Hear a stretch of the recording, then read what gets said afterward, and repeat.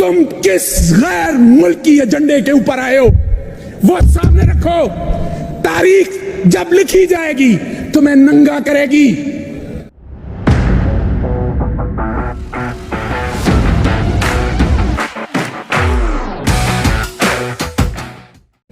कि पाकिस्तान सही सिमत में जा रहा था और तुम लोगों ने एक बैरूनी साजिश के जरिए पाकिस्तान को दोबारा से कशकोल उठाने वाला मुल्क बनाकर रख दिया है। पाकिस्तान की गरीब आवाम का नहीं सोचा तुमने, सिर्फ सोचा है अपनी औलादों का सोचा है, अपनी करप्शन की कमाई का सोचा है, अपनी मनी लॉन्ड्रिंग का सोचा है, अपने केसेस का सोचा है।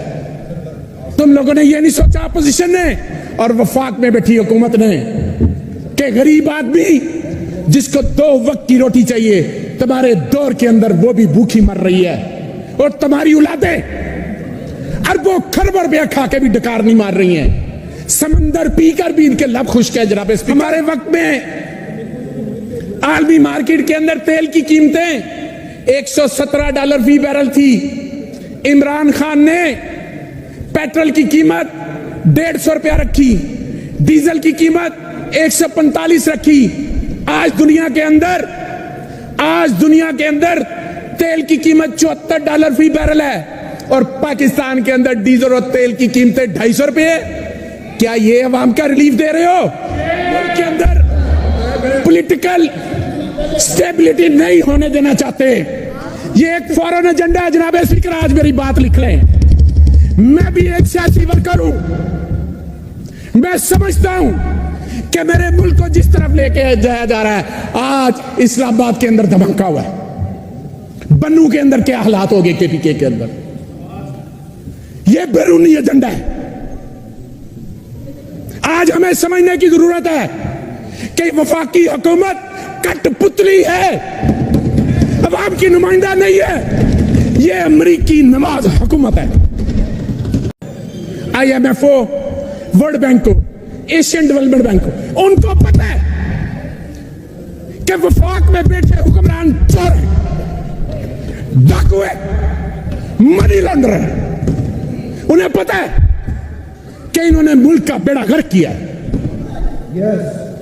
उन अदारों को पता है, उन मुल्कों को। आज ये केस माफ करवा के समझते कि नहा धो के आगे और फिर ये अवाम का इसी तरह खून चूसेंगे, ये शब खून मारेंगे। इन्हें शब खून मारने की पुरानी आदत है। इन दो खानदानों ने मुल्क का बेड़ा गर्क किया है। 85 से लेकर सन 2000 तक जनाब स्पीकर, और उसके बाद 8 से लेकर 18 तक इन्होंने इस मुल्क की दौलत लूटी है। इस मुल्क को इस नहज पर ले आए हैं कि ये कहां से खुद शुरू हुए और मुल्क कहां था। मुल्क नीचे आता गया, इनकी जाती दौलत ऊपर जाती रही। इनका जीना मरना इस मुल्क में नहीं है, इनका इलाज बाहर है, इनकी जायदाद बाहर है, इनकी औलादें बाहर है, इनका खाना पीना बाहर है, इनकी शॉपिंग बाहर है। हमारे ऊपर अगर आजादी की कीमत देके इस तरह की आजादी लेनी थी तो वो बेहतर थी।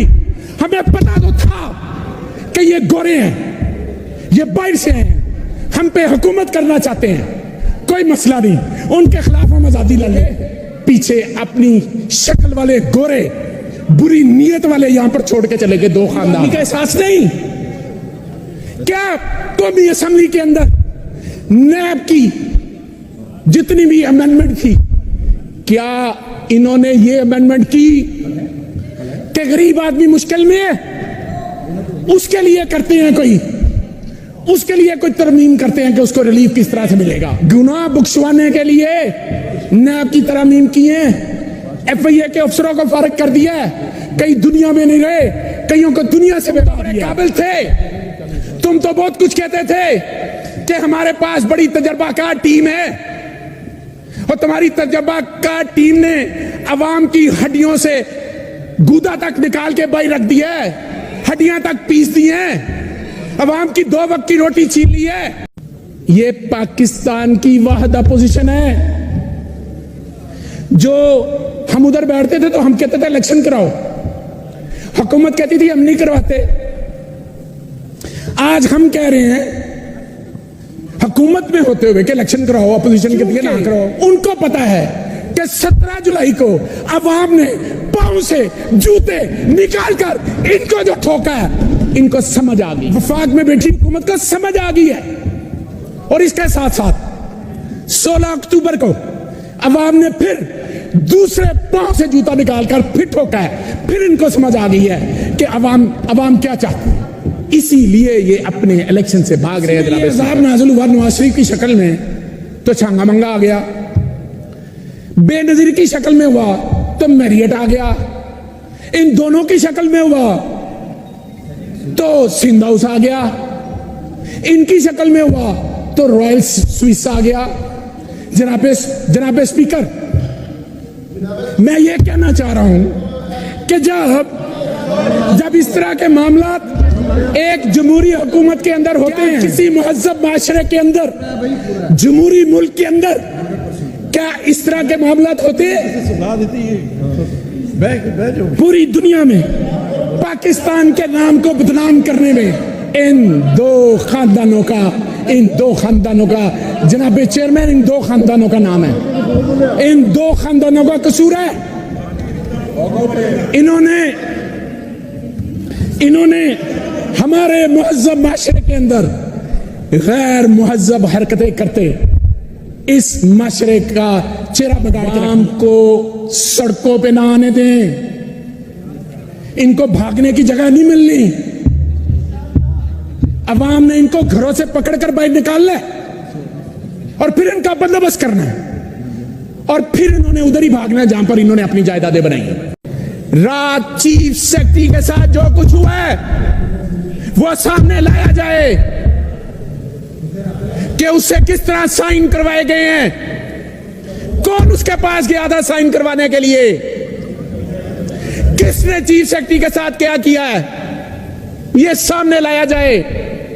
अवाम को पता चले कि उनके वोटों को किस तरह से उसके तकद्दुस को पमाल किया जाता है, मजरूह किया जाता है। क्या आप समझते हैं अगर आपने इस मुल्क में अमरीत रखनी है तो बिस्मिल्लाह ऐलान करे कि मुल्क अमरीत की तरफ जा रहा है। अगर आपने इस मुल्क के अंदर जमहूरियत रखनी है तो फिर जमहूरी इक़्तिदार की आपको कदर करना पड़ेगी। आइन के आगे आपको सरेंडर करना पड़ेगा अपने आप को। अगर आप अपने आप को आइन के आगे सरेंडर नहीं करते तो इसका मतलब है कि आप आइन से बालातर हैं। मेरा सवाल है कि क्या अपोजिशन इस हद तक चली गई? इनको अवाम के हालात का नहीं पता। 7 माह पहले क्या हुआ कि जमहूरी हुकूमत को नोटों की चमक के साथ फॉरेन एजेंडे के तहत उस हुकूमत को घर भेज दिया गया। आज मुल्क के अंदर इंतशार है, धमाके हो रहे हैं, महंगाई जोरों पर है, फैक्ट्रियां बंद हैं, बेरोजगारी अरूज पे है, गरीब आदमी खुदकशी पे मजबूर है। मेरा वफाकी हुकूमत से सवाल है कि 7 माह पहले जो महंगाई थी उससे आज 100 गुना महंगाई ज्यादा है।